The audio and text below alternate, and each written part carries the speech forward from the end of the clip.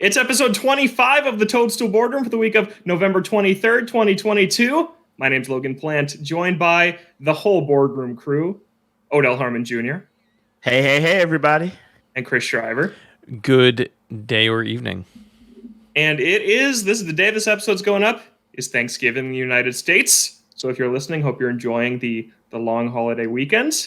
This might not be a super thankful episode based on what I know is coming down the pipe from Chris Shriver, because we're talking about Pokemon Scarlet and Violet, which have been out for almost a week now. I think we have a pretty interesting group here to talk about this game. We got a Pokemon super fan. We got Chris, who loves tech and performance above all else, and me, who is very jaded on Pokemon and doesn't care about tech. So we're gonna have a good conversation about Pokemon. We're also gonna hear about Odell's adventures in real life Paldea. He just returned back to the United States. We'll talk about Mario Kart 8, and the most underrated Nintendo game of all time is in the headlines again this week.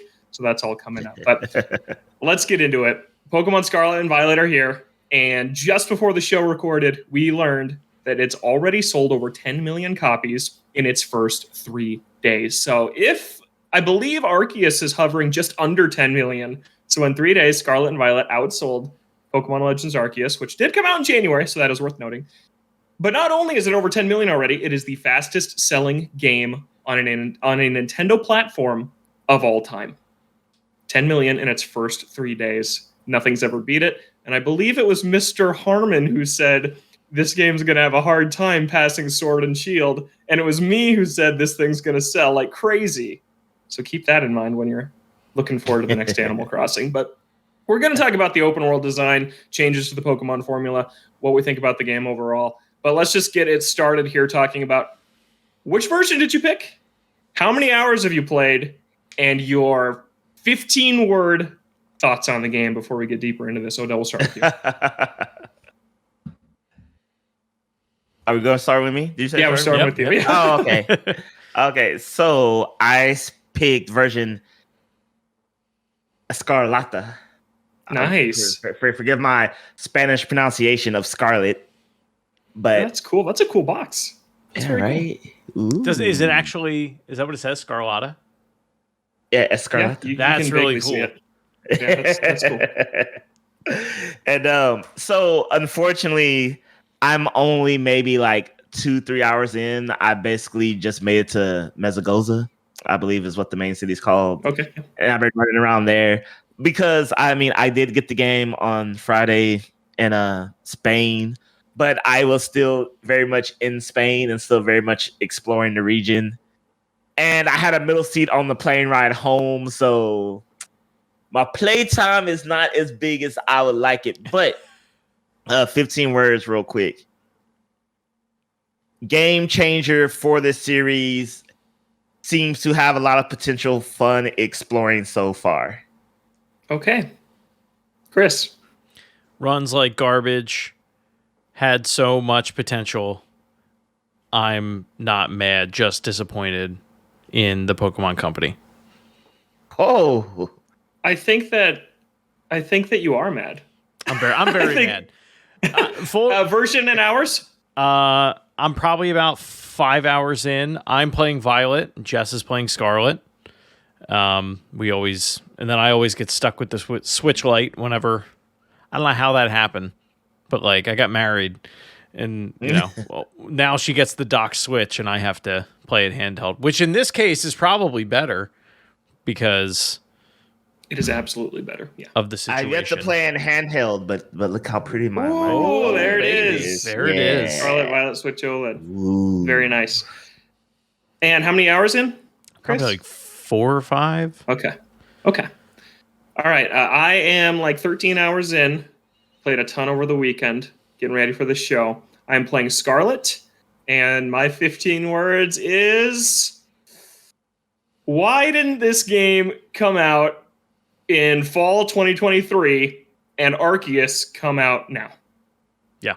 That's really how I feel about this game. So let's start there. Let's start with the thing that everybody's talking about online, and that is the graphical and technical and performance issues within Pokemon Scarlet and Violet, because it is bad. It is very, very bad. How much that matters differs from person to person, as I think we're about to learn right now on this show.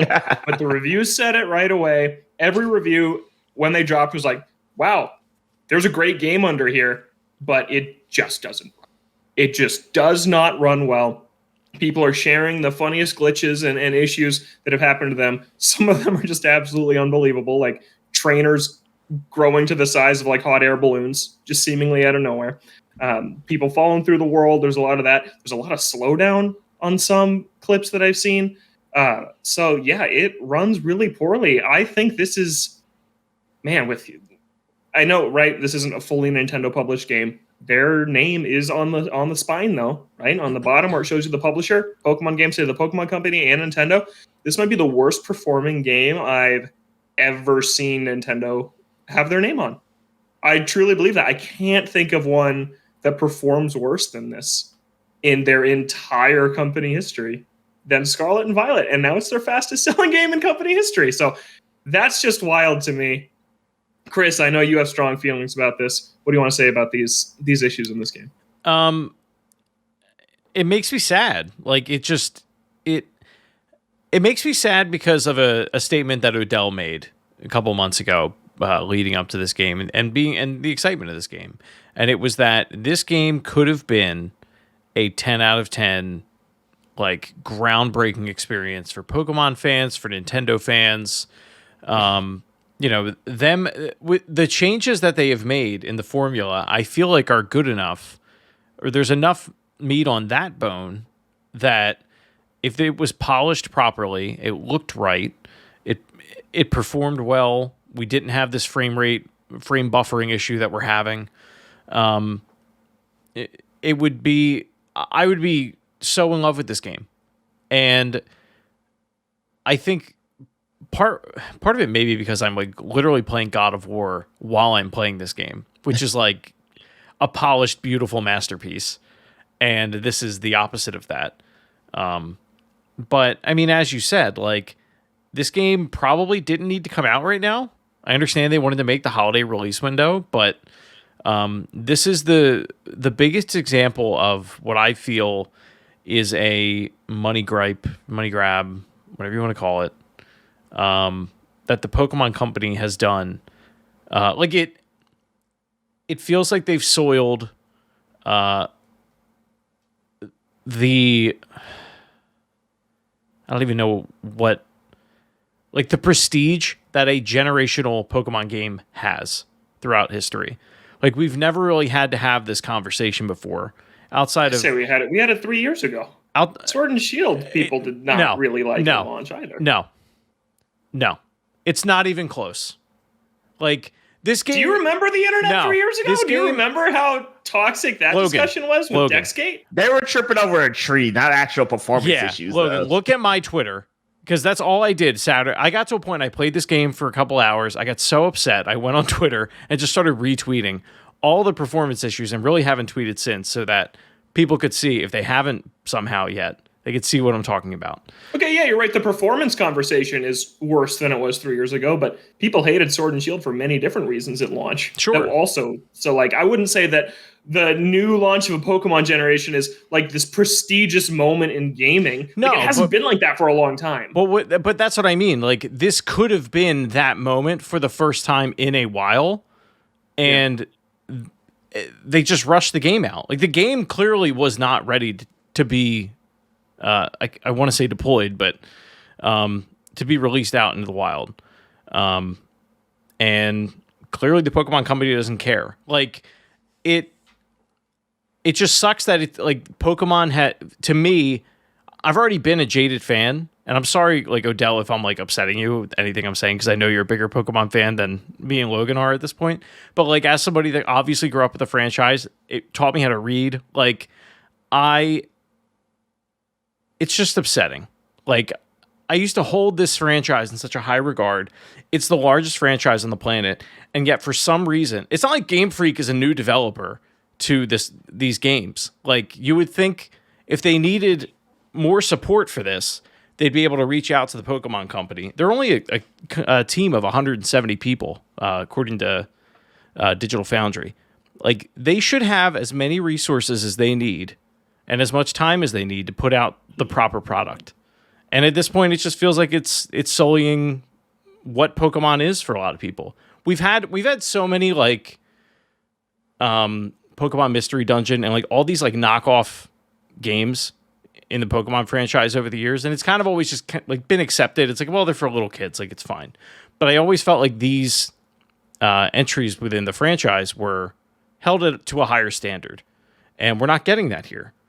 And I don't see, like, we haven't gotten any communication from Nintendo, from the Pokemon Company, from Game Freak Online that we've seen so far. As far as if they're going to patch this, I don't think they are. I think this is just what the game is at this point, and that just sucks. Yeah, I don't know. I'm going to disagree with your statement on the spin-offs. I'd say the quality of Pokemon spin-off on Switch is better than the mainline game. On Switch, New Pokemon now, Snap's great. but I'm thinking it's like a great game. I'm thinking like the DS era, the Wii, like Pokepark. I've always liked the Mystery Dungeon games. I've always liked those. But yeah, there's some not good stuff. There's some out there. stinkers. All right, Odell, you're only a couple hours into the game. I'm sure you've seen a lot on the technical issues online. Where do you stand on this? So I'm a little column A, little column B. I'm with Chris that So let me preface and say we don't know the story, right? We haven't heard from Game Freak, the Pokemon Company, or Nintendo anything about the issues of the game. Just radio silence. So I'm not saying that the story, the reason will make it better, but I just think it's odd that we haven't. They clearly have seen the stuff. Like, there's no way they've missed it. So it makes me wonder, either A, are they currently just working on it? Like, they're working on it. They don't want to say nothing until, the solution. They have a solution. Because I'm going to say this, as a Cyberpunk 2077 fan, huge fan, I believe in a game company power to be like, whoopsies, maybe shouldn't have released this, but we have the power to make it what it should be. And that's what I'm still hoping for. Let's just say if Chris is right, this is what the game is. That's the end all be all. I will be extremely disappointed. I will be hurt, and I will personally feel betrayed. I haven't got to those technical issues yet because I unfortunately haven't had time to play. I'm pretty sure next show that will be 100% different. I'll be like 100 hours in.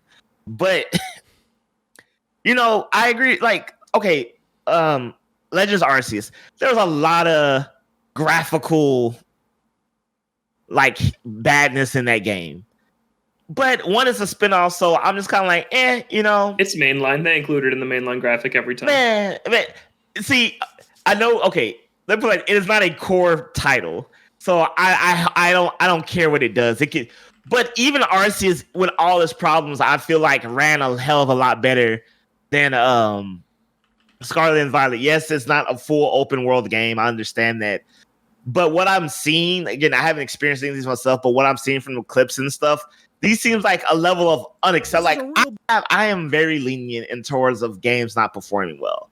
Like, I understand if it's an open world game, you're going to come with stuff. It's their first venture. I'm not expecting it to be the best experience ever. But, Logan, if Breath of the Wild ran like this, I feel like there'll be no way we'll be able to be like, oh, well, it's okay. No, because the standard for Pokemon has been lowered over years and years and years of not super visually impressive releases. Sword and Shield is an ugly game, right? It is not a pretty looking game. I won't accept it as when you stand it up to the other games on Switch, it doesn't look good. This looks in most places worse than that game did. Yeah, it's an open world. They're going for something different, but I just think that you could say Pokemon didn't make the transition to HD well. Pokemon didn't make the transition to 3D well. People don't like how X and Y really look either. Do you remember the frame drops on those battles? Like, this series has struggled since it left the DS to technically perform well, and the ambition and expectation on the product has grown over time, and it's reaching a breaking point where something has to give. Either they scale back and make more games like, gosh, I know they outsourced Brilliant Diamond and Shining Pearl, and even that game had numerous technical issues and glitches, but either you scale back, you take it back to 2D, maybe you try like an HD 2D art style, and you still crank these things out every year, or you say, we're going to stick with the open world formula and only release a game every 3 to 5 years. One of those has to give. It can't be this thing where, because even the only two franchises like in the world right now, apart from sports games, that have annual releases are like Call of Duty, which is ending. They're not even going to do that anymore. And Pokemon. And Call of Duty is handled by 4 different teams, and they have a ton of supplementary teams helping it. Game Freak just released Legends Arceus, which we had a similar conversation about as an industry at the time. Wow, there's some phenomenal ideas in here, but it's a little undercooked. I played some Arceus this week, and when you put the 2 games side by side, Legends Arceus looks like frickin' God of War Ragnarok with how much better it runs. If it looks gorgeous. If you need any context for this, like halfway through Digital Foundry's latest, their breakdown of Pokemon Scarlet and Violet, they do direct comparisons between the two, and it is night and day. Like, and Odell was on the Platformers when that game came out to talk about it with us, and I remember both of us still, like, despite the, I mean, I guess I'll call it jank that's in that game, or like the unpolished moments of that game. We both were just like ear to ear talking about how great it was. I'm not saying that about my time in Scarlet and Violet. I'm just getting upset when I play it. Yeah, I think that. Go ahead, Oda.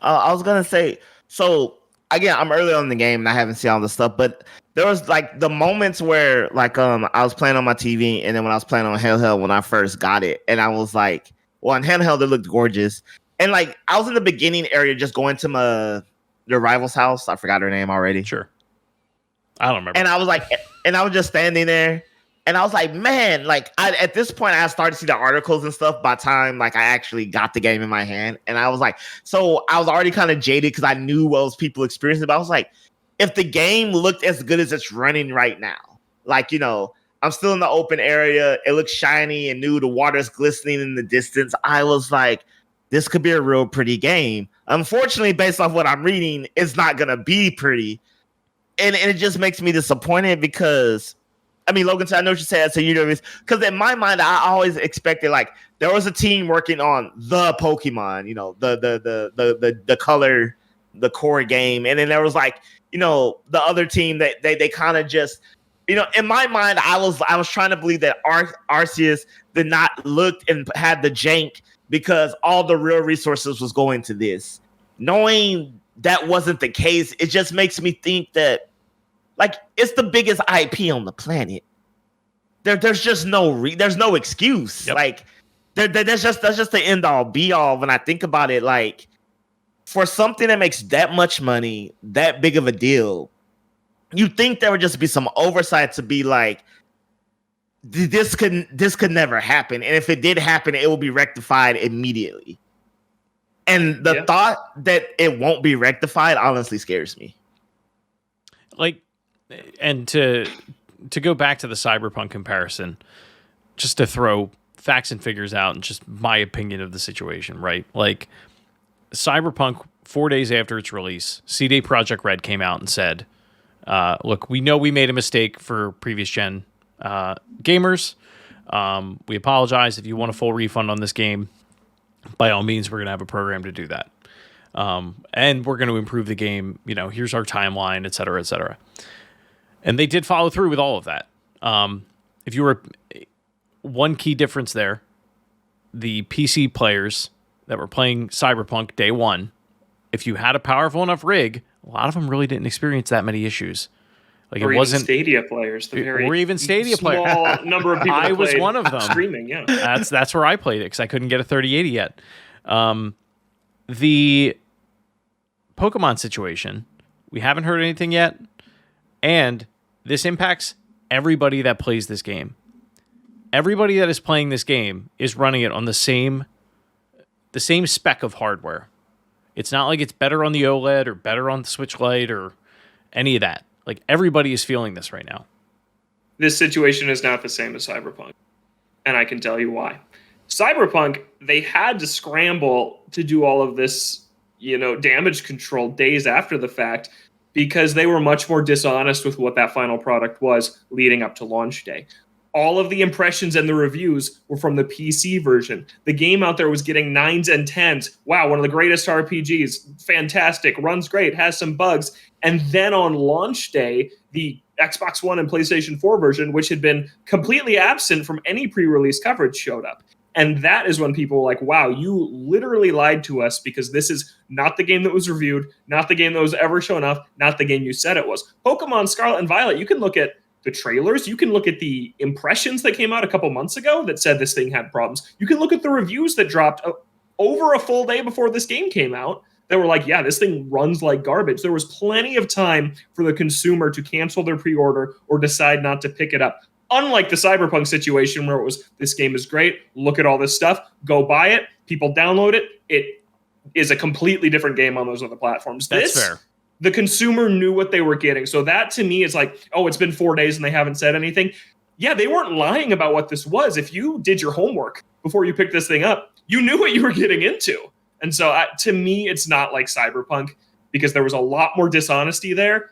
And this is just an unfinished product that they shouldn't have released. So that I'm not loving. No, the that's Cyberpunk fair. comparisons That's I'm fair. seeing. That's fair. Then the only other thing I will say is I had more faith in CD Projekt Red to fix Cyberpunk 2077 when they came out and said what they said. I have zero faith that Game Freak and the Pokemon Company will do the same with this game. Yeah, I don't either. And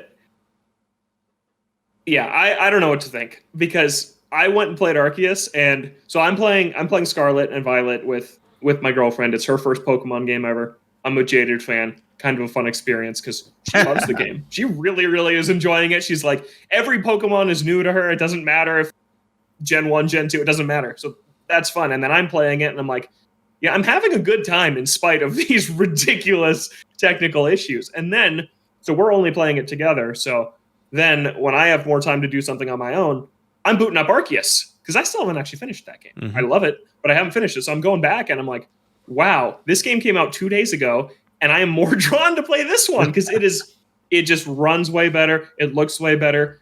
I think that a lot of the things that it tries, it pulls off a lot better than the things Scarlet and Violet are trying, which we should get into. And so it's like, I absolutely don't agree that without these technical problems, this is a 10 out of 10 and the best Pokemon game ever. I don't think so at all. I think that, honestly, I know we've talked about this before. We have a whole episode titled Pokemon Means Different Things to Different People. But to me, Arceus proved that Gotta Catch 'Em All is better than I Want to Be the Very Best. That is a more fun game to play through when you're collecting Pokemon, exploring these areas, catching them without battling them, than this, where it's like, it's an open world, but there's no level scaling. So sometimes you're ridiculously over leveled and it is tedious. It feels tedious to catch wild Pokemon now. Like to go for a complete dex, it's like, okay, you got to trigger the battle, start the battle, get them down. Oh, shoot, I accidentally knocked it out. Time to find another one. Like it just feels more tedious than it did on Arceus. And there are changes that I like. I think that Pokemon roaming the overworld is a huge change that is great for these mainline games. We saw it in the wild area in Sword and Shield. Arceus took it to a new level. That is maintained here. That is great. Not having to walk through the tall grass and spam repels if you don't want to go into encounters is a phenomenal change.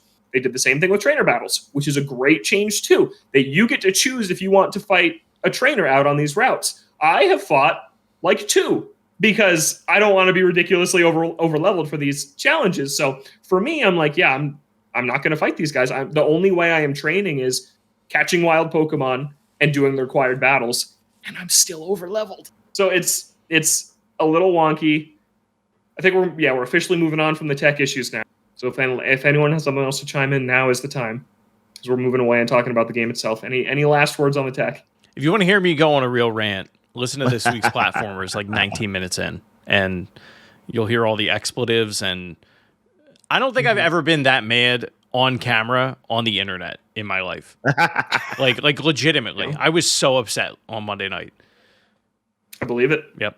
I have faith in the Pokemon Company. I have faith in Pokemon. Therefore, I choose to have faith in the Pokemon Company. I have faith in the fictional entity known as Pokemon, which gives me faith in the real life people behind the fictional entity of Pokemon. But I feel like there's no way we live in a world where this doesn't get a major patch. Like I I can't see it. Like, I can't see it. Like, I feel like somebody, whether Nintendo, the Pokemon Company, Game Freak themselves, somebody out of these three huge companies that makes this thing happen has to be like, no. Like, someone had to be pushing the button, picking up the phone, something. Yeah, I like, can't believe Nintendo hasn't like kicked down the door at either the Pokemon Company or Game Freak had just been like, what happened? Yeah. What happened? Oh, you released your two most ambitious games in franchise history 10 months apart. Yeah. That's what happened. It's insane to me. Like, we know that the pandemic pushed a lot of things back. I think it's pretty widely accepted that Brilliant Diamond and Shining Pearl was supposed to come out earlier than November, and then Arceus was supposed to be the November game, and then Scarlet and Violet would be a year later. But when you had to make that shift, nobody was asking for 2 Pokemon games in the span of 2 months like we got.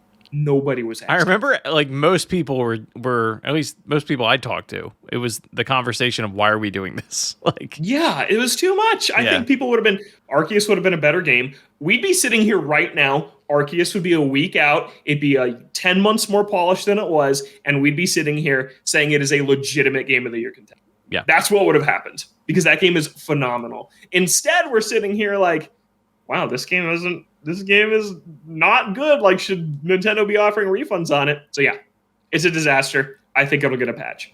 Let's talk about the game itself, though. I want to talk about this open world. You guys haven't really experienced the open world, so this is kind of something I'll be talking about more. I have a little bit. I enjoy the Pokemon in the open world to an extent. I think Arceus actually does it better. Oh yeah, way better. I accidentally run into very tiny Pokemon very often on the Switch Lite. I don't know if it's my old man eyes or the camera that I feel like I'm fighting all the time in this game, but it happens more often than I would like it to. The camera is bad, and there's no options to change it at all except invert. That's the only, like, you can't accelerate the speed. Like, it is super slow to pan all the way around. And yeah, there's instances of tall grass where there are these tiny little bug Pokemon. You just slam into them on your motorcycle. It's like, all right, I guess I'm doing this now. But I like it more because it gives me as a player more incentive to actually care about completing the Pokedex, which I never cared about before until Arceus. But seeing the Pokemon in the overworld, being able to highlight it, and it tells you if you have it or not, and then engaging if you don't, it is just a much more satisfying loop than running around in the tall grass waiting to get what you're going to see. And then, yeah, like, there's been some changes to this. Like, Omega Ruby Alpha Sapphire had the little app on the bottom screen where you could see the silhouette of what was in the tall grass. But this is the first time where it's really been your control of what you fight when you fight it. So that I really like. But the open world itself, I've been wondering all week, does it even really make a meaningful difference? And right now, my answer is no. I don't think it does, because the way it's laid out, right? Breath of the Wild, you start on the Great Plateau in the very middle of the world. It's like, okay, pick a direction, go. Scarlet and Violet, light spoilers, after you complete the intro at the school in Mesagoza, it's like, okay, you can take the right bridge or the left bridge. And then it's just a circle.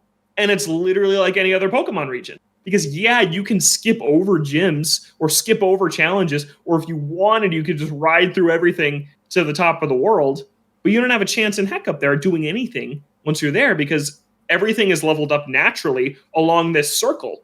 So it's like, okay, I'm like I've completed, there's 18 main challenges in the game between the gyms, the Starfall Street, and the Titan Pokemon. One for each type, which I think is very, very cool. I like that idea. I have done 6 of them, so I'm a third through the game. So I'm a third around the circle, and my Pokemon are exactly the level of the wild Pokemon in my area. So it's like, yeah, I can just skip by this, and I guess that gives me more agency, but what's the point when there's these activities I need to do on this linear path, and the leveling doesn't scale? So it's like, right now, I've been wondering this all year. Is Pokemon a franchise that makes sense as an open world? My answer has been no, prove me wrong. And now, having played a third of the game, my answer is still no. Like, it just doesn't make sense. It's completely unnecessary, and I feel like it's contributed to this game's problems. I feel like you can do it. I feel like they just choose not to, right? Like you could have it whether it auto scales depending on the region that you're in. Like let's say it's like broken out by here's like the ice section, here's the desert section, et cetera, et cetera. If you're like, all right, I'm going to do this one first, and your Pokemon are level 10, and let's say everything in the first region you go in is like 15, like you could do that, and then you just pick what region you want to go to at that point. They haven't really done that yet, where it's like, okay, the base Pokemon are here, and then maybe you have to, like, it's almost like a Metroidvania, you have to go back. Like, if you want to get like a third evolution of something, you have to go back to the ice area. Okay, now, because now you're at level 40, and you're past that leveling system. Like, they haven't really experimented with that yet. I feel like it could work. It's just, it's a lot of work to make that work. And because they've pumped these out as quickly as they have, like, I don't even think that conversation can come up. Yeah. I'm sorry to keep comparing this to Arceus, but it just feels the most like natural to, because we've seen two very different directions for a more ambitious type of Pokemon game this year alone. And I think that the Monster Hunter style of 5 huge areas that are each leveled kind of appropriately, and those are yours to explore, and they're huge, works better than here's this enormous world, you can go wherever, but the balance of the game isn't as such that it really makes sense to go many places until you're at a higher level point. Because I feel this way about games with leveling up in general. Like, the main thing that turned me off of actually playing Assassin's Creed Odyssey is that people just always talk about the level scaling. And as a player, I'm like, well, one of the most satisfying parts of an RPG is leveling up. But it's like The Incredibles. If everyone's super, then no one is. If I'm leveling up and everything else is around me, what's the point of me leveling up? Sure. Like, you shouldn't even have the RPG mechanics here. So I prefer a take like Dragon Quest XI, where there isn't level scaling. It's a linear game, but there's these really wide areas to explore, and it's gorgeous. And I feel like Xenoblade is the same thing. That is what could work for Pokemon. So that's kind of what I think that the direction should be, rather than just go anywhere, do anything, but you're limited because you only have level 10 Pokemon right now. I feel there's an easy solution to this, and you have the open world, but you're still kind of gated in a way. Like, we need to have an evolution. We need to go back to old ways. For example, like, okay, here's the starting area, right, by your house. Pokemon generally level 10, right? But you gain abilities. Like, now Pokemon's all about, forget HMs, you just now have these things, but I still feel like some of them need to be gated. For example, here's the starting area, but you can't climb cliffs yet. But the second you get the ability to climb the cliffs, it doesn't matter if you climb it. If you climb a cliff in the starting area, because that's generally inaccessible until a third through the game. Now, anytime you traverse cliffs, Pokemon are just naturally stronger up there in that area. That's, to me, that feels the natural thing, because, okay, there's an area of the game that you can only get by climbing a cliff. Until you can climb cliffs, you can't get to this area. But once you do, the Pokemon are approximately level 30, 40, what have you. And any time you use this ability, even in areas you already been, once you ascend here, Pokemon naturally be higher, because that's kind of gear gated. I feel like Pokemon should be gear gated in a way to where, like, here, you have these areas where we think about the time you reach this area, Pokemon naturally be here. But then we have things like you can climb waterfalls, you can climb cliffs, you can surf, you can do all these things. And then that way you naturally have areas become, more accessible. But now, since you have these gear-gated things, Pokemon are higher level than those things. And that's what I thought the direction they were going to take, because that makes the most sense to me. Like, I've seen them before, and I feel like it would just be a real easy way to work. I always thought like this notion of, here's a Pokemon that can run, fly, swim, and do all the things you need to do. I was like, that's weird, because, you need the ability to... That's just smart game design. I mean... Isn't that what they used to do? Don't fix it. Like... Yeah, that's what they use. Yeah, you'd play Pokemon Silver, and then... until you, like, once you got Surf and you were able to go in all these caves, it was like, oh wow, there's like very high level Pokemon in here. Yeah. And Mewtwo's one of the first towns. Like, he's just hanging out, but you can't get there till later. Yeah, and I was like, that just seems like the easy thing to me. And just for the record, I feel like, I know people are gonna do it, but I feel like comparing Arceus to this game is disgenuine. It'll be like comparing this to Pokemon Snap. That's how much fundamentally different Arceus is as a game. I feel like I can't even compare it to like Pokemon Scarlet and Violet because it'll be like comparing Pokemon Snap. They're fundamentally different games, like from A to Z. Like and Arceus, like battling is like an afterthought. Take battling out of it. Because I know, like, I feel like every time we talk about it, that's usually the first thing you go to. Okay, but even if you did, and what other Pokemon game would you be catching 40 of the same Pokemon? You would never do that. You would never have a reason to. Sure. Yeah. I mean, that is what Logan said earlier. The focus of that game is the gotta catch them all aspect of it. It is not fighting. Yeah, but it even takes that to an extreme because if it like. There's no other Pokemon game where I'm going to be like, I'm about to catch 50 Caterpie. You don't need to catch 50 in that game. If you catch 50, you're doing it wrong. Like, it's not on a game. First of all, Caterpie's not even in that game. But shows how much you know. But my point is, how that game is played is fundamentally different from any other Pokemon game. Like, you're meant to do those things. The for objectives reasons. are completely different. Yeah. Yeah. Yeah, and and I think it's better. I do. I know that it doesn't have like the competitive, the online, the battling. I know it doesn't have that, but like I said, that's where it is for me at this point. That's what I get out of Pokemon because I'm not someone who's going to get into the competitive scene and build this min-max team to play online or at tournaments. I'm not, and Pokemon currently is not offering a good JRPG single player experience if you like for older players. So if I want like a hardcore JRPG, I'm going to play Dragon Quest, but it can't offer me the same kind of collectathon that Arceus did. So that's kind of just where I'm personally at with Pokemon, is that I look at Scarlet and Violet and I'm like, there are way better turn-based JRPGs on this platform. I look at Arceus and I'm like, there's not really anything like this on this platform. What if, and like, I don't think it would ever work, but what if they took what they did in Arceus and then with the battling system, almost have it like a Paper Mario thing, where instead of it just being like it's a turn-based thing, but like then you add that like you have to hit A at the right moment. You have to, fling the joystick or something like that. Like you would only do it with like certain moves, like certain types of moves. I would really love that. I feel like it would at least change. Like I feel like what I enjoy about that game is because it is such an active experience most of the time that you're playing it. Like it is like a third person shooter. I feel like I say that every time I talk about this game, but it just keep that flavor going throughout the whole experience. It would be wildly different than everything else we've had, though. So back to Scarlet and Violet real quick. Yeah, I all this being said, I know I'm being very negative on the game. I'm really liking this game. I think it's a lot of fun. There have been some kind of cool moments with its less linear structure. For example, I'm playing side by side with my friend who's playing Violet. I go to a town, she turns left, she's fighting the first Titan Pokemon while I'm doing the first gym battle. And it's like, that was a cool feeling where it's like, wow, we are in the same area but doing something different.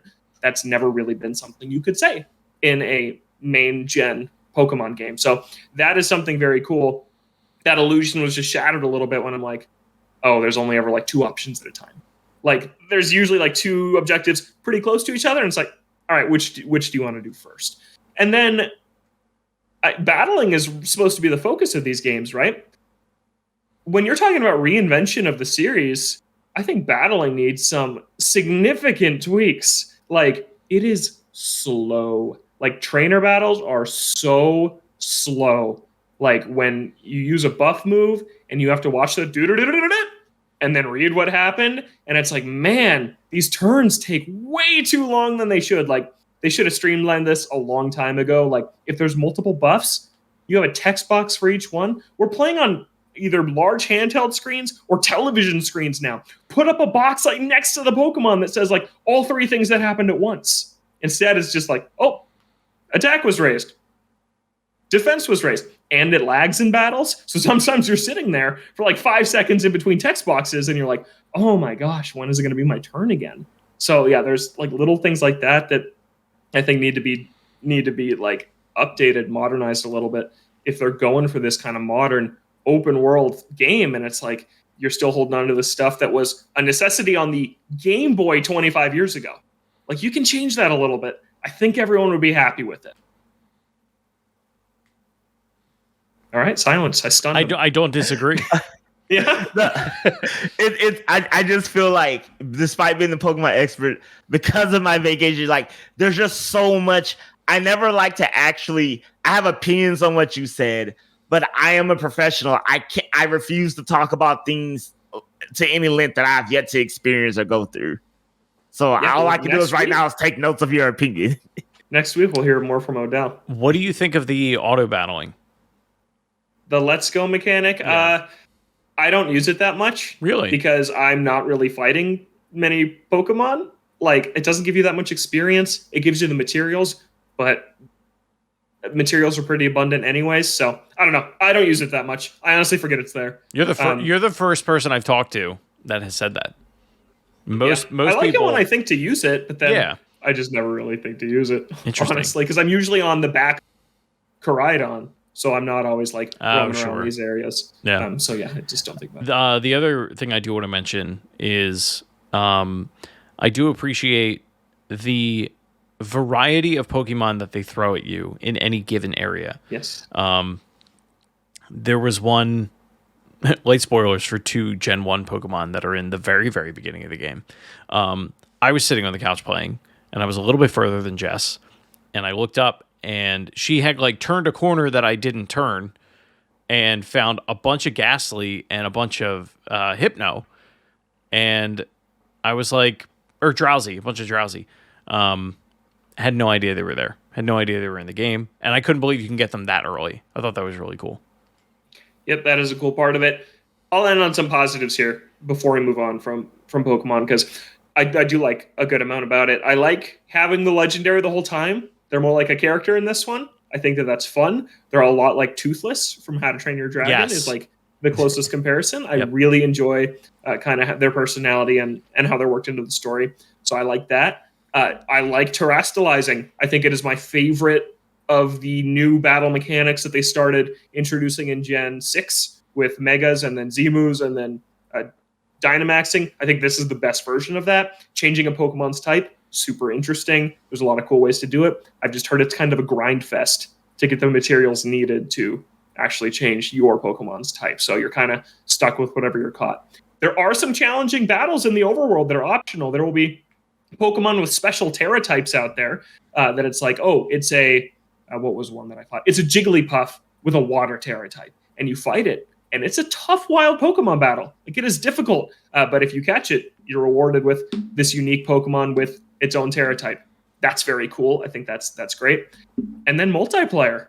We are playing it. We play the entire game in local wireless multiplayer. I've heard online is a different story, but playing locally in the same room, it runs really smooth. We've never had a dropped connection. You can do everything playing multiplayer, whether you start the lobby or join the lobby. You can do story missions. You can do gyms. You literally, it's just the normal game, but there's another person running around. And like, if someone enters a cutscene, their character model will just disappear from the overworld, and then they'll come back when the cutscene's over, and you can just run around and explore together. And that is really cool. There's a little notification bar that's like, oh, Logan just caught a Drowsy or whatever. And then like other players in your lobby see that. Of all the things that don't work in this game, I couldn't believe that one did. Like, I couldn't believe it. I'm like, wow, that's actually like, it's a fun way to play the game. We'll explore the routes together, go different directions, yet team up for the Terra Raid battles, which are okay. It's pretty much like the den battles in the wild area from Sword and Shield. They're fine. But yeah, so that actually works very, very well locally, which was a pleasant surprise. So if you, how do I ask this question? If you come upon a wild Pokemon in your game, is the person that you're playing with able to fight that same, like, is it a dual battle, or is it just like you're literally just seeing the other character in that world? Yeah. Okay. You can't really interact with them at all. You can't. Okay. The one thing I hate about it is you can't even walk up to the other trainers, hit A, and say, "Do you want to trade?" You still have to go through the traditional like that's online silly. Menu to trade. That's like, they're not really existing in that world with you. It's like a Destiny situation. Yeah. Yeah. You know, I will say this. The little that I've seen, you know, I can see the potential. And yes, I know that every game has the potential to be great if, you know, it didn't suck at the things it sucked at. But and it's just, I'm sad we're not there, but I'm hoping there's a silver lining to all of this, Clearly, because I feel like Sword and Shield was a different situation from this, because there was a lot of controversy about that game that wasn't necessarily about the game. And when I say, like, the deck situation, the tree gate, like, these were things that people, could be upset about. But, this was really like it wasn't about like, oh, is this game fundamentally flawed or nothing? It's just, politics, for less of a better term. But this, I can say, can be linked to be, because I can look at Sword and Shield and be like, that wasn't a bad product. People had their issues in way to Z, but I personally didn't feel like that they put out a bad product. It was like, it was fine. The other issues come from other things. Whereas this could be looked at like, this is a flawed product. This is legit, a bad product. And I'm really hoping that this feedback and the people who do it right, this feedback is something that Nintendo, the Pokemon Company, and Game Freak will all collectively look at and be like, this will never happen again. Maybe it has, I'm hoping this is just really the hard wake up call to where, if we get, I don't even know what Scarlet and Violet color will be a third color, and like, magenta or gold. There is a gold. I don't know, because Scarlet and Violet's like red and blue, right? It's supposed to be like going back to the. Yeah, so that's how I interpreted it. Yeah, assuming that we get a, corn yellow, whatever have you. Corn yellow. Dandelion. Yeah, or we just get, significant update that, it's like, hey guys, this is it. Because I can honestly say, if we hit Gen 10 and we're still having a conversation about Pokemon being, dinosaur tech or what have you, it's gonna be dicey. Let me just put it like that. I can't keep doing this. Yeah, exactly. I can't keep having this conversation. You say that every time. No. And then you buy it, and then you play it, and then you hate it, and then you forget. Yeah, but last gen was the first time that I never finished one. Wow. Yeah. Okay. And then it was like that happened, and then the Diamond and Pearl remakes came out, and I didn't finish those. I didn't finish Arceus. I'm not going to finish this. Like, why didn't you finish Arceus? Jess took it. Okay, well, that's a different reason. And she finished it. That's a different reason. That's a different reason. Yeah. But the other ones, I bought both versions every time. I like this a lot more than Sword and Shield. It has more significant issues, but something I've been kind of weighing in my mind is, and I was talking with Chris a little bit about this, is that like some gamers value a more polished experience, even if it's a slightly less original game. That's how I feel looking at God of War Ragnarok. I'm, wow, that looks polished as hell. I have no interest in playing it. Where something like Sonic Frontiers, which is super messy and kind of broken, but super new and cool, that's my kind of jam. And I kind of you can draw somewhat of a similar comparison. I'm not saying Sword and Shield are like God of War, because they're not. But Sword and Shield was like a traditional Pokemon experience that for me had run its course by the time it came out. And then this is trying some new things. They're pretty interesting. It's really broken, but I value those new ideas. So I'm enjoying this game. I like it. I like it a lot, actually, despite the complaints I voiced about it. I'm having a great time with it. I think that the dex is great. There's a lot of Pokemon, a lot of new ones. Most of them are cool. Some returning ones. So yeah, but we'll see how I feel, because it's still new. I could sour on it over time, but I will that's say, Pokemon Scarlet and Violet. I will say this: I ultimately judge a game by its heart, which is why which is why I was able to love Cyberpunk, because I saw the heart, I felt it and stuff. So, and I'm praying to God that I see that in Scarlet and Violet, and we get that big update, and then I'm just able to be like, okay, yay, the future is bright. But we will see. I don't have enough data yet. Hope, Chris, I'm hoping for me and you both that Big Daddy Patch hits before Christmas time or something. But we'll see. I'm gonna give it another shake over the Thanksgiving break and see if I can get over it. If I can, I'm not gonna waste my time. That's fair. Yeah. Fair enough. I just hope they continue the Legend sub-series. I do too. I feel. But we got to hear from Odell, who was over in Spain when he picked up his copy of Pokemon Scarlet, and you were saying that it was a really long wait to grab this game. So one of the fun things I instantly know is about every other bus stop, I kid you not, had an advertisement for this game. Well, like I don't remember the last time I saw so much physical in the real world advertising for a game. I don't know if that was due to the fact that the region is based off of Spain and the Spanish cities, or Nintendo just does that type of advertising outside the US. I don't know. I thought that was really, really cool. The second thing was I remember going to reserve the game, and there's a lot of games that I always forget. A lot of games that are released digitally here come out physically elsewhere. And like just being in another country game store, I was like, wow, copies of Death's Door. Wow, copies of Klonoa, which I have physically because I ordered it off of Play Asia.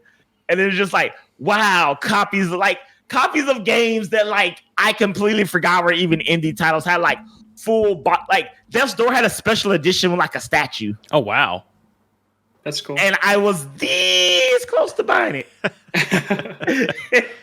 But games are also more expensive in foreign countries, so I was like, ooh, 80 euros, which is like damn near 100 US. Yeah, that's a big ass. But so I reserved the game. My friend, she was with me. She speaks Spanish, so that made the process extremely easier.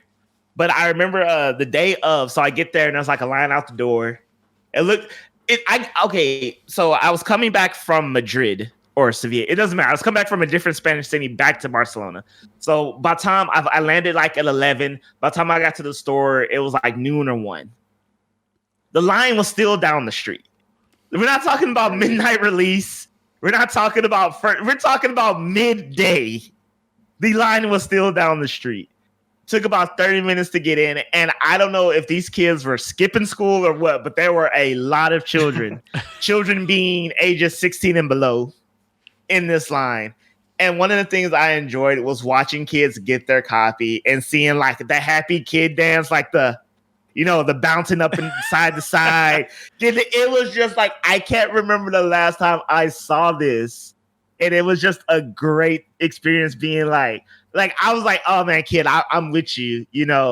Kids with their colorful Monopoly Euro looking money, getting their games. And so I remember we were standing in line, and my friend scared me because they were like, she said that the clerk was telling one of the customers, oh, we're out of purple. Even she thought she heard he was saying that they were out of purple, period, like the whole store, but they were out of purple if you didn't reserve, a copy. Mm-hmm. Excuse me, Violet. Yeah. But it's called like the Spanish word for violet sounds like purple, so I've been saying purple. Okay. But and so yeah, I got my copies, reserved it. But yeah, I can't think of the last time I saw a line to get a game that wasn't at midnight. And it was video games are popular, certain is popular, but when you experience it in a different culture, in a different place where you're from, it really drives the fact home of like, wow, this thing is huge. Everybody knows about it. Yeah. And highest profile game of the year. It runs like crap. Oh man, I know. Ugh. Yeah. Well, it sounds like a good trip. Sounds like you had a good time over there. And now you can sink your teeth into Pokemon this weekend and talk about it more with me next week. But Chris won't be here. He won't have to express his disdain for this game anymore. Yeah. Yeah. Oh, also, it was a fun fact. I wore my Pokemon jacket on a couple of days. I have a Pokemon jacket, like a windbreaker one.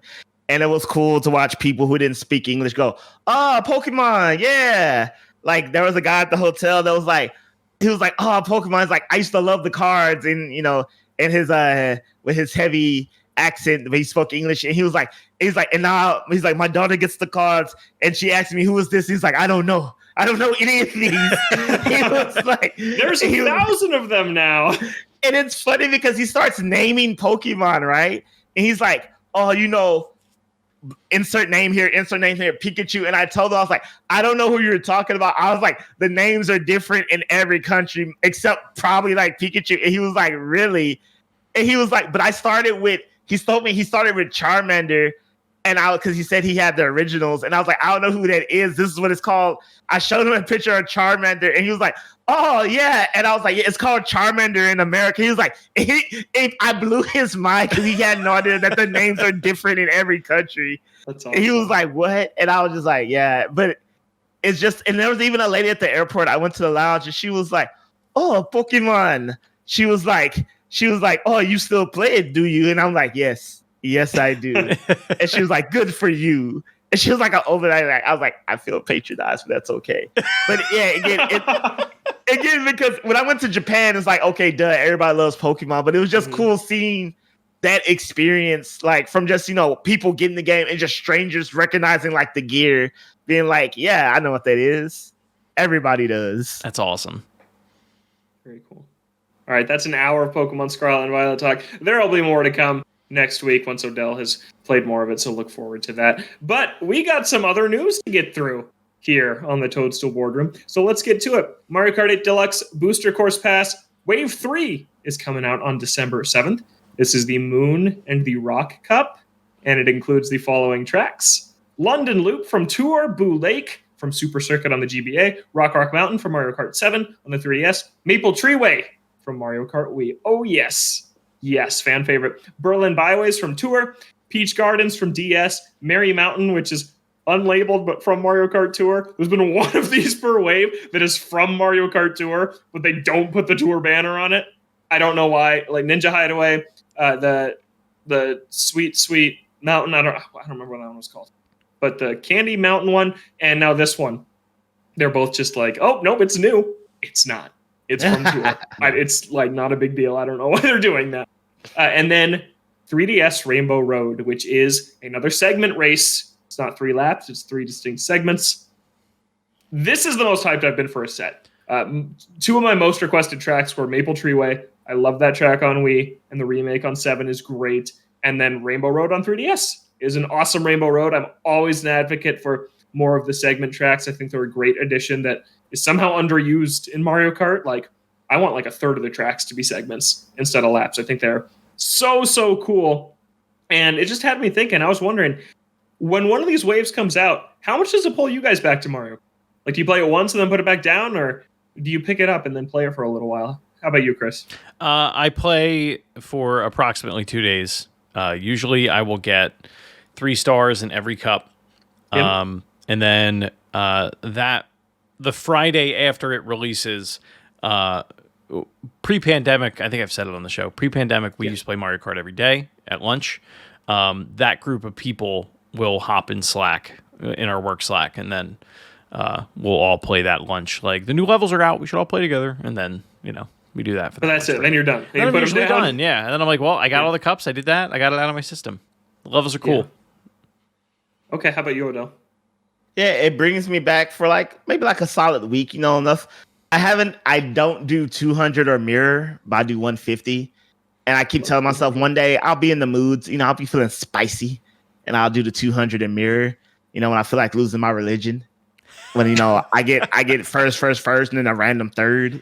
But yeah, they're definitely fun. I also will say this. I didn't realize how many good tracks were sadly lost to the Wii Mario Kart, because I hate that Mario Kart. I genuinely think it's a bad game. Like, it looks, it's trying to be HD when it's clearly SD, and it's just not. You don't like that much bloom lighting? Oh yeah, man, I love it, bro. That's what I live for. And like the Wii Mario Kart is one of those Mario Karts that like you couldn't go back to after a certain amount of time. It was just like this is aged like milk that you left out. Like, I remember one time I tried to play it and I was like, oh yeah, let's play some Mario Kart Wii just for the hell of it, right? And we still plugged up, and I was just like, no. It looks like somebody took like a handful of Vaseline and just rubbed it all over the TV. Yes, that is a great description. And so when I was watching the Maple Trail, I was like, man, there are actually some great courses that are sadly lost to this game. I'm glad they're coming back. Yeah, there's a couple. A lot of them have made it out. Like Warriors Gold Mine is on 8. Koopa Cape is on 3DS. Like, a lot of the classics have. Mushroom Gorge is in 8 now. Mushroom Gorge is here now. Yeah. Yep. Yeah, but I love this set of tracks. Really looking forward to it. Rock Mountain is like a pretty simple track, but I remember it being one of my favorites from 7, just because it was like the first instance of a lot of hang gliding. So I'm excited to see that one too. Yeah, should be a good time. That's coming out on December 7th. And they are halfway done with the DLC, and they're supposed to be wrapping up by next December. So I'm sure April, August, December, we'll be seeing this again. Another piece of DLC that finally has a release date is Nintendo Switch Sports Golf. I know we've all been waiting for this. It's coming on November 28th. It's going to feature 21 holes from the Wii Sports series. Also, guys, 21 holes, that's a really random number for golf. Like, just make it 18. Like, just shave those 3 off. Yeah. I'm asking for less content because 21 makes no sense. Then there's going to be Survival Golf also, which I'm assuming will work like Survival Bowling, where the bottom 4 players are eliminated in each round. And Nintendo Switch Sports is getting a Nintendo Switch bundle in Japan that comes with the OG Switch, Switch Sports, and 1 year of Switch Online, and it costs the same as a Switch OLED in Japan. And I'm sitting here wondering why this bundle's not coming west. I know they're just selling the Mario Kart one again for Black Friday, but for me, this bundle makes a lot of sense. I'm willing to bet there's still a segment of Wii Sports folks out there in America that would see that on the shelf and be like, I remember this, and then buy a Switch. What do you guys think? I feel like Mario Kart. I mean, the Mario Kart bundle is like it. Like they know it's gangbusters, and yeah. I think I don't know. I feel like I'm amazed this bundle even exists, quite honestly, because I don't know that many people that were like huge fans of Switch Sports when it came out, especially if you were an original owner of Wii Sports, or a Wii for or that matter. Resort, which That game slaps. Destroys Switch Sports. Yeah. Like I went back twice and played Wii Sports in the last couple months. The one night with my dad, and like that game hits way harder than Switch Sports does for sure. Yeah, I don't know. I don't know why they wouldn't. I think it's weird that they don't include a year of Switch Online at this point with the Mario Kart bundle. They give you 3 months with that one in the US, but just extend it, man. Get that value up. I'm sorry. I know I'm always that guy, but what percentage of sales are we talking about? Someone who loves Wii Sports and still doesn't have a Switch to this day. Like I feel like that ship has sailed. You'll get like what maybe like a few thousand, and I'm being generous with that number there. Nah, I think there's a lot of people that still might not even really know about the Switch, or had a Wii when their kids were younger. And now their kids are out of the house and they see it and they're like, oh, I remember this. Like, I still think there's a lot of those people out there. I'm fighting for it to come west because I have a long-standing prediction the Switch Sports would sell 10 million, and it's still a few million away from that. And I was hoping that a bundle would help juice that up a little bit. So, yeah, we'll see. But golf, it's really late. I'm glad it's here for the holidays, I guess, with this bundle. But it's I don't know why it's this late. It's crazy to me. Another instance of why did this game come out when it did? Also, I feel like golf will have to slap. If it doesn't slap, like why was the wait time? Like just might as well throw it in there with every other crappy game. I'm gonna play it. I'm gonna play it the day it drops. Absolutely play it. Look forward to my impressions next week of Nintendo Switch Sports Golf. It's gonna be fun. Oh yeah, let's play together, Chris. Let's play golf. Yeah, let's do it. Yeah, I can't wait to hear y'all riveting video game golf synopsis next show. show. I love video game golf. Okay, I know you hate it, but we both love it. But just play Sports Story next month, which is probably going to be way better than the golf that's going to be in this. All right, next up, Nintendo dropped a new Fire Emblem Engage trailer. This is the next big Nintendo release now that Pokemon is out. It's less than 2 months away, coming out on January 20th. They confirmed that there's 12 returning heroes. Kind of the story is about gather the 12 rings. That's pretty much the number that we've seen before. The main character has amnesia, which I put in my notes because it is my least favorite trope in fiction ever. I hate amnesia stories. They're always the same, but I still think the game looks good. And then it looks like you'll have to recruit members from the 4 nations on this continent. Jury's still out on if it's going to be multiple paths or not, but it's looking like one, which is really what I want from this game. The villains also use emblem rings, and the trailer ended with them turning Marth against the heroes, and he gets red hair and becomes evil. So that's a thing that happened. Marth becomes Roy. But yeah, I just wanted to do a quick temperature check on this game. I know that you guys aren't the biggest Fire Emblem fans on the planet, but what are you thinking of this game? You need to see any more from it? How about you, Odell? No, I'm pretty sold. Like, it may not be a day one for me, honestly, because if I'm being honest, because the Spain trip came in a wrong time, and now I'm like, oh my God, I have not even started Sonic. Oh my God, I have not even started God of War. Oh my God, I have not even like seen the second evolution of my Pokemon. Like come January, I may be like just drowning in FOMO of games, and not to mention I still haven't played a Plague Tale, and not to mention One Piece Odyssey is coming out in January, and I'm like, I can only have one RPG, and I kind of want to play One Piece, but also kind of want to play this. But I've never played a One Piece video game, so I don't know. There's a lot going on, but I will say this: I played Three Houses out of weird video game obligation because Twitter and everyone's like, Three Houses, go yuck. And I was like, I hated my time with that. And so now I'm like, okay, this is the Fire Emblem game I think people thought Three Houses was, because whatever game people were talking about and was loving, I didn't play it. So, I mean, I played it, but I didn't experience whatever they experienced. This seems like the title that needs to be played, and I'm looking forward to it. I was kind of like, I was already kind of like, I'll play it. But now I'm kind of like, okay, yeah, this will be definite. Like, I'm going to buy this. I'm going to play through this. You know, it is the way the series I thought was going to go after Awakening.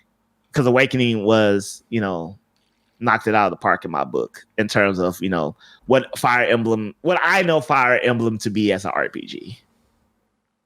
Where are you at on this one, Chris? This game, this trailer sold me on the fact that I will not be playing this game. Okay. I can't. Why? I can't do the voice acting.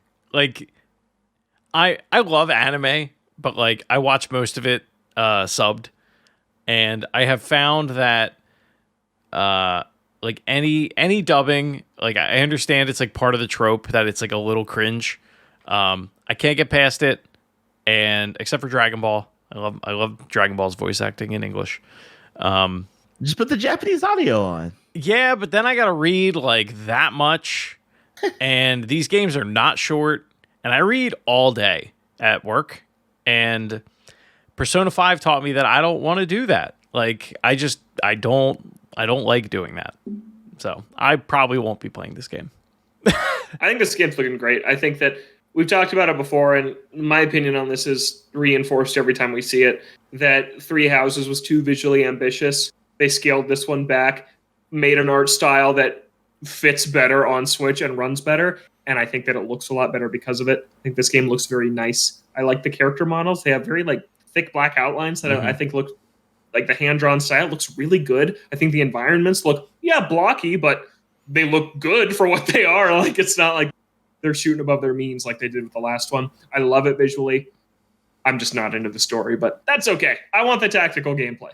That's what I'm looking for. I think visually it's a beautiful looking game for Switch for sure. It'll be a good, like, hopefully one of the last, releases we get on this hardware, this SKU. Yeah. Hopefully, Chris says. He's open. All right. I need to say this. I need to be honest, because as Chris says, it jolts to the memory. I'm not going to lie. There's a part of this, if Advance Wars comes out before this game comes out, or we get a release date, I will not be buying this game, because this is going to also be scratching my Advance Wars. Like, y'all don't understand how ready I was to play Advance Wars. Like, there was a part in my gaming soul that was like, I am ready for this. I'm ready to just be out in the next 2 months. Torn apart just by the difficulty of this game and loving it. June. Yeah. How? June? Okay, I think June is when we see Advance Wars. Okay. Yeah. Cool. So I think this Fire Emblem game is also going to fill that hole that has remained in my heart, because I was ready for that tactical RPG action, and I'm upset. So that's Engage. 2 months away. Yeah, looks good. Yeah, it's just like, honestly, two of my least favorite tropes are, oh, look, it's the thing from the other games that we're showing to you again, and not really a new one, which they're kind of doing with the rings here, and Amnesia. So it's turning me off with the story. But yeah, I'm excited to hopefully a slightly more back to basics Fire Emblem. Last two have been It's really, like saying really you big. play a Final Fantasy game for the story. And before you think I'm crazy, people, honestly, do you though? Do you? Do you? Because if you do, I feel sorry for you. I love Final Fantasy VII. I love story Odell. with all my being. Were you there Like, playing it for the Andy, you play story though? Pokemon for the game. Were you though? There's a part of Final Fantasy VII Remake where I'm just like, bro, what the hell am I doing? But I enjoy the battle system and it's great. Squat. All right, 2 more pieces of news. I teased the most underrated Nintendo game of all time. If you're a fan, you know what that is. It's Kid Icarus Uprising. Masahiro Sakurai, in his latest YouTube video, said it was very sly, and he just said, it sure would be nice to play Kid Icarus Uprising on a home console. I wonder if someone out there will ever port it. He was doing kind of a video on difficulty, and he talked about Kid Icarus's adjustable difficulty settings, which then Smash 3DS and Wii U had pretty much the same exact mechanic as Uprising, and then he kind of closed out the segment with this little nugget, and I'm all for it. This is one of the greatest games Nintendo's ever published. It just seriously is. I will stand by that forever. It'll come out. I'll play it in HD. I'll love it. This, to me, if it has a better control scheme, will be a legit 10 out of 10. That's how good I think this game is. It won't. It'll have gyro controls. Oh, gyro controls are great. Don't you play with them in Splatoon? No, I don't. Yeah, that's You know that. Yeah. All I'm Remember when saying, I Logan, said is whoever gets more kills in this match, the other has to switch to their control method. Yeah, and then you got more kills, and I was like, I don't care. Yeah, I bet you don't remember the number. Oh, it was like 15, and you got 15, 18. and I got 5. Yeah, something like that. Yeah. Yeah, I remember. I would love Kid Icarus with... Oh, I want that even more. Kid Icarus is better than any Star Fox game, and it's not even remotely close. So, Chris, you'd love it. You'd love those air levels, if this thing came out on Switch. Sure. Chris isn't feeling it today. He's not feeling it. I've had a migraine since like 3 o'clock, and I've been trying to push it into my feet. He's a trooper. Yeah. He's a trooper still showing up to the show. Logan, all I'm saying is every time I like mic drop Yoshi's Island, you want like a dissertation on why I feel that way. But yeah, you mic drop Kid Icarus with such gusto. I'm like, And you're like, bro. Everyone else is wrong. Shut up. There's other defenders of this game out there. I'm not the only one that likes it. You are. You're the only one here. Yeah, its story is bonkers and actually really, really good, and has some of the craziest twists in any Nintendo game that I still remember. Like, its story is better than pretty much any other Nintendo game. It's way more fleshed out. You know what, Logan? Just for you, instead of playing Pokemon, I will play Kid Icarus Uprising over the next 4 days. I'll do it. Oh, yeah. I'll find the charger. I'll do it. The air levels are straight up amazing. Yeah, the land controls are a little wonky, but I'm a pro at it, so I'm used to it at this point. I think the gameplay is super satisfying. It has all the polish of any Sakurai game. Like, the most polished games you can think of are pretty much Sakurai games. And this is a third-person action game with Sakurai polish. What a curved sales pitch we just got. What? Like, if I said that about Star Fox, you'd be like, are you kidding me? You're No, yes, the land I controls admit. are terrible. Once you get used to them. he was like, I the admit controls that's are a wonky, top. but I'm good at it, so it don't matter. No, that's why it's not a 10 out of 10 yet. It's a 10 out of 10 to me, Sure. but not overall. But no, the story's great. Air levels are great. The boss design is super, super cool, and the spectacle is amazing that they crammed this thing onto a 3DS. The soundtrack is outstanding. The variety of weapons, there's 12 different weapon classes that all play entirely differently.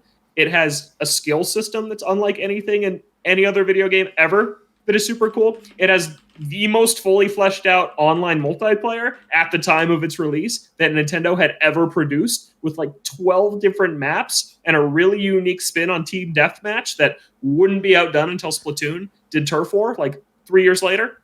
Just everything. It's jammed with content. Okay, so on that note, I have a question, because I just went on How Long to Beat. Because Yeah. I'm not 100%ing this game, and Oh, now no. I know I'm not. Main story 11 and a half hours. Main and Great. side missions 28 and a half hours. Yep. Completionist. Just take guesses. What do you think it is? Like 70 hours. Odell? 100.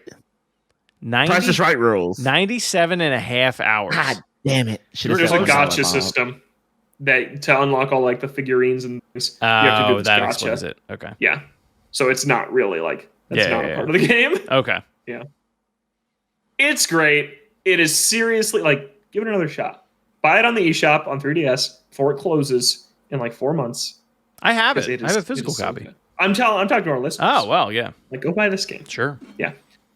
And then our last story before we're going to get out of here is Platinum Hideki Kamiya name dropped Bayonetta 4. So if you remember, a lot of fans were not happy with Bayonetta 3's ending. No spoilers here, but yeah, people did not like it. And then he went on Twitter to talk about Bayonetta 3's ending. And in a tweet translated by Euro said, I didn't think it was unexpected at all, but it seems that the ending of Bayo 3 wasn't conveyed correctly to everyone. So I think Bayo 4 will be an unexpected development. When Bayo 4 comes out, I'm sure there will be people who say, you added that as an afterthought, so I'll say it now. So we're already talking about Bayonetta 4, and Bayonetta 3 is less than a month old. And I'm just like, so are they working on it? Does Nintendo know they're working on it? Is this going to be a Nintendo game? Because Nintendo saved Bayonetta 2, exclusively funded Bayonetta 3. I don't know if I see them doing it again. I kind of feel like this was kind of it. I'm not sure. And then there was a ton of controversy surrounding this one, some of it not warranted towards the game, as we later learned. But then people didn't like the ending. I don't know. I don't know what to think. If like, will Bayonetta 4 be a Nintendo exclusive? Is the question I'm throwing out right now. I doubt it. Yeah, I don't think it'll be exclusive. I think, if anything, this is him saying, we're down to make it if someone wants to give us the funds for it. Yeah. But like there's more in store for this franchise, you know what I mean? How about this? If there's legit new Nintendo hardware, then there's a realm in this. But if we're talking still on Switch, definitely not. No. Yeah, and it wouldn't be at this point. I mean, 3 took 5 years to make and barely runs on the platform, so probably new hardware out by the time Bayonetta 3 is. You know what? Maybe this is the universe getting me back for saying Bayonetta 3 ran like crap, and I was like, oh, you think so, Odell? What's your favorite series comes out? Yeah. Okay. So that's our show. Real quick, circling back to Pokemon.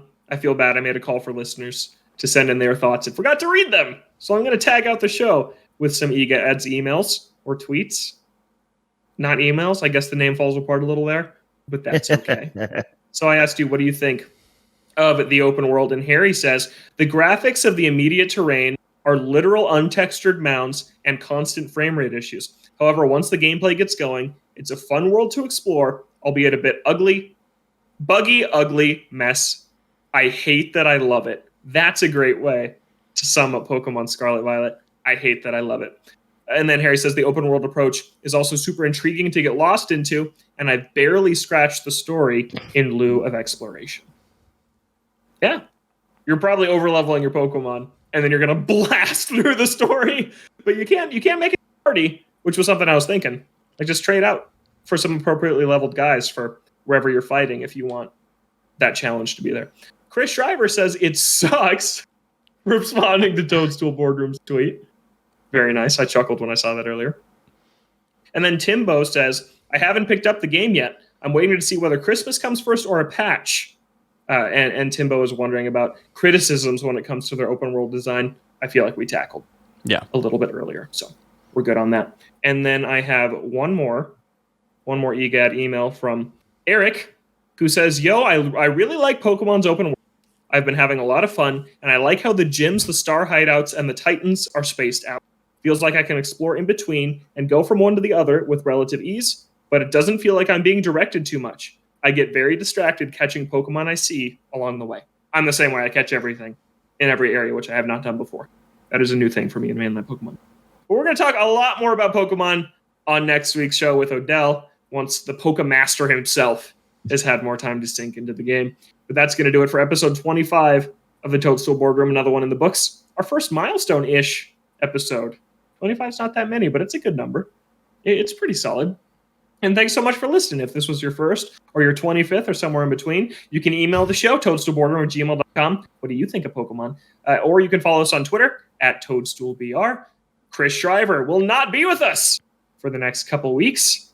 But in the meantime, you can find him on Twitter Shrives93. Odell will be here next week. You can find him Oda Harmon Jr. You can find myself Logan J. Plant.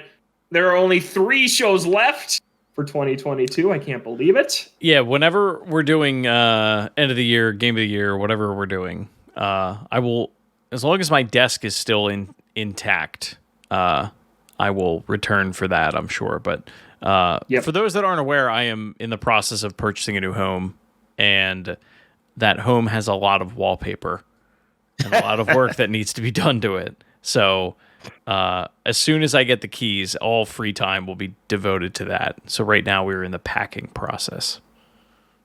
So we'll have 2 more shows of myself and Odell talking Pokemon, whatever else happens.